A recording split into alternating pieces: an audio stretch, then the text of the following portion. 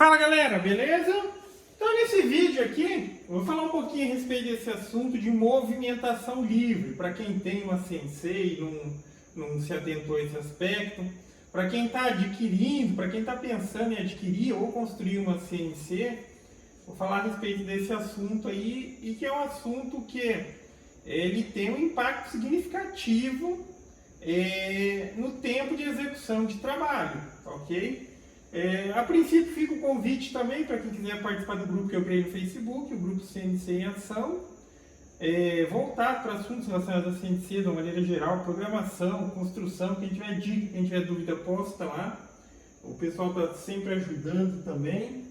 E para quem não sabe, caso não esteja vendo, eu criei também um canal no YouTube CNC em Ação, ok? Então fica o convite, se quiser dar uma olhada lá também, é só voltar para assuntos relacionados à CNC. Então vamos lá.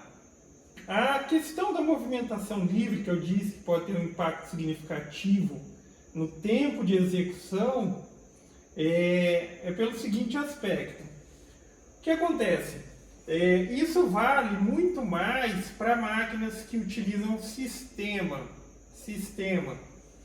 de cremalheira, sistema de correia ou sistema de fuso com passo alto, tá? Porque vai ter fuso com passo 3, passo 5, aí já tem os passo 10, passo 20, eu acho que deve ter até acima. Só que de uma maneira geral, se a gente dissesse, olha, o fuso, ele não tem um aspecto tão voltado para velocidade, tá? Não tem um aspecto tão voltado para velocidade, porque o fuso, por exemplo, vou dar um exemplo aqui de um fuso de esfera passo 5, 1605, 2005, mesmo aspecto, tá? Mas entenda, quando a gente fala assim, olha, o fuso é 16 passo 5, esse passo 5 significa que o motor ele precisa dar uma volta para o fuso deslocar 5 milímetros. Ok? Uma volta 5 milímetros. Ou seja, se eu quisesse deslocar com uma velocidade alta em um motor de passo 5, um fuso com passo 5, ele precisaria trabalhar numa rotação muito alta, e motor de passo, quando trabalha em velocidade muito alta, ele perde torque, perde força, pode travar, pode dar perda de passo também, tá? Mas, por exemplo, quando compara aqui com uma CNC que utiliza cremalheira, uma volta do motor, ela se desloca 25 milímetros, quando está acoplado diretamente no motor, tá? Óbvio que também mencionando, quando está acoplado diretamente no motor, ela tem menos força, mas é questão de fazer o dimensionamento da máquina, para o seu propósito e tudo mais. Mas é só para observar o seguinte aspecto. Nessa máquina, uma volta do motor, ela já se desloca 25 milímetros, uma volta completa. Então, se ele estivesse rodando a 1000 RPM, tá? 1000 RPM, a máquina se deslocaria a 25 metros por minuto, ou 25 mil milímetros por minuto. Para conseguir isso num fuso passo 5, a máquina o motor precisaria trabalhar numa rotação de 5.000 RPM, tá? Aí foge das realidades indicadas aí para o motor. Isso foi só um exemplo, tá? Óbvio que motores de passo tem que trabalhar com as rotações mais baixas do que isso. Só que essa é a questão. Alguns tipos de sistema, eles favorecem essa movimentação livre. Aí a questão, mas em que momento é utilizada essa movimentação livre? Então o que acontece? Quando você configura a sua CNC, você configura ali o motor de passo, por exemplo, o Mac 3 em Motor Tuning lá, você determina a quantidade de passos e tal, e determina a velocidade, ok? Ali é o que você vai inserir a máquina, o programa e os arquivos vão reconhecer como a velocidade máxima que a máquina pode trabalhar, tá? Então, eu fiz os testes aqui. Que tipo de teste? Uai, primeiro descobre qual que é o passo por milímetro ali, que no caso do Mac 3 é feito automático. Depois você vai aumentando a velocidade e vê em que ponto a máquina começa a trabalhar, ou testa ali para ver em que ponto a máquina ela fica muito fraca, que não vale a pena, porque sempre vai correr o risco de, durante o trabalho, a execução do trabalho, ter uma travada do motor, alguma coisa, perder passo, danificar o trabalho. Aí você testa, vê o que é o limite e trabalha bem abaixo disso, tá ok? Aqui, vamos fazer alguns testes na prática, mas a princípio está configurado com 15 mil. Com 15 mil ela está se movimentando tranquilamente. Deixa eu só fazer uma movimentaçãozinha aqui, para vocês terem uma noção.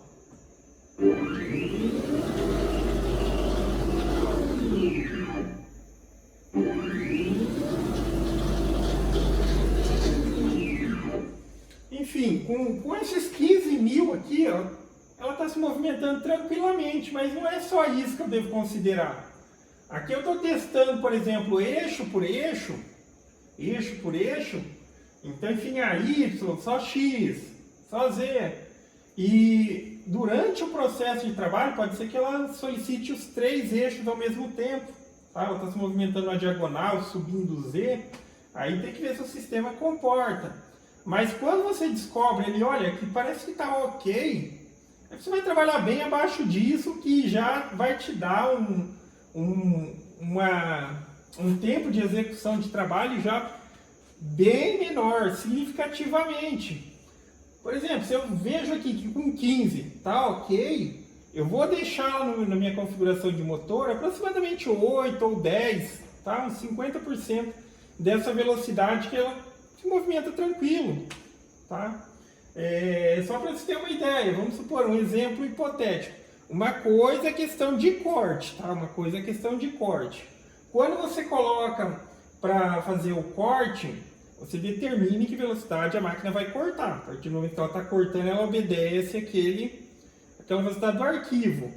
Quando ela tem que se deslocar para sair de um lugar e ir para o outro, aí ela utiliza o que está em configuração de velocidade máxima. Ok? Pensa, por exemplo, uma CNC de 3x2, bem grande aí. Aí a máquina está fazendo um recorte aqui a 1000, 1500, 2000 milímetros. Se você não configura isso, a velocidade máxima do motor, o que acontece? Daí ela tem que sair daqui e lá na outra extremidade da máquina. Se a gente está trabalhando, por exemplo, a 1000 milímetros por minuto, significa que só para sair de uma ponta da máquina e ir lá para outra, ela vai gastar 3 minutos de movimentação, porque você está utilizando a mesma velocidade de corte como velocidade de movimentação. Então, a velocidade de movimentação no arquivo de corte você não configura. O que acontece? Durante o corte, o que está cortando obedece a velocidade de corte do arquivo. Quando ela sai para ir de um lugar para o outro, ela obedece o que está como velocidade máxima no programa que controla a máquina. Tá? Aqui eu coloquei 15 mil, ela vai obedecer esses 15 mil, ok? Vamos aumentar até um pouquinho mais para ver se ela responde. Mostrando aqui. Deixa eu mostrar ali também.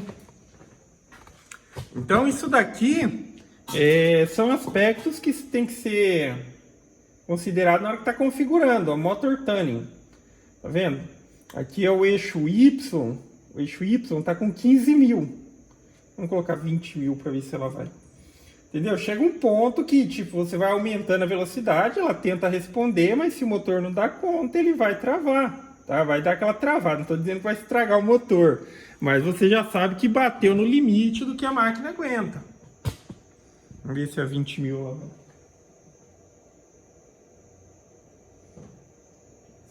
Aqui.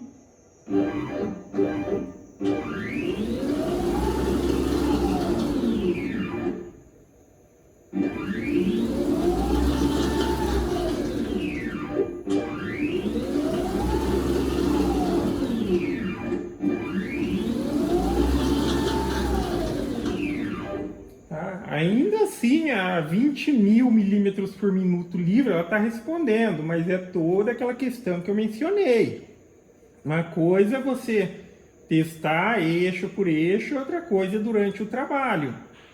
Mas só o fato de que, assim, você deixar uma velocidade de movimentação livre uns 10.000, cara, já faz uma grande diferença no tempo de execução de trabalhos de máquinas que tenham mesas grandes, tá? Aí é aquela questão. Tá recortando, ela obedece à velocidade de corte que está no arquivo. Quando ela sai de um arquivo para o outro, ela vai obedecer aqui, ó. Isso daqui que é a máxima. Se eu deixo que aqui é 20.000 e eu mando um arquivo para a máquina recortar 20.000, ela vai tentar. Porque existe a informação dizendo que o motor pode chegar aos 20.000. Tá? Aí outra situação. Tá ok, eu descobri isso, daí vamos supor que eu vou colocar aqui, ó. O que eu costumo deixar é 8 a 10.000. 8 a 10.000 com velocidade livre. Lembrando, sempre tem que salvar aqui, ó, Save As. Se eu mando agora um arquivo dizendo, olha, corta a 10.000 milímetros por minuto, ela não vai obedecer porque o limite máximo que eu estabeleci no motor é 8. Ok? Se está abaixo, óbvio, ela vai obedecer e vai cortar, mas ainda assim, quando ela faz a movimentação livre, ela pega essa máxima, porque está dizendo que o motor tem essa capacidade, tá ok? Mas enfim, galera, basicamente é isso, tá? Então, enfim, não adianta padronizar uma coisa, tem que fazer alguns testes, testa a sua máquina. Eu só acho que não vale a pena muito esse aspecto para uma máquina que tem uma área muito pequena. Porque, enfim, tem toda a questão também da aceleração. Se é uma máquina muito pequena e você tem que ter um tempo de aceleração, ela nem consegue acelerar até aquela velocidade que você determinou uma troca de peça para sair de um lugar e ir para o outro. Agora, para máquinas grandes, isso tem um resultado significativo, tá ok? Mas enfim, basicamente é isso. Aí eu acabei agora há pouco de fazer a manutenção aqui no eixo Y. O vídeo vai estar no canal também, no eixo Y. Ontem eu fiz no X aqui. Estava precisando, a máquina ela já estava apresentando uns probleminhas. Mas foi feito e agora ela está movimentando livre. Beleza? Então é isso aí, galera. Gostou do vídeo? Dá um joinha, se inscreve no canal que em breve estarei postando mais vídeos. Falou!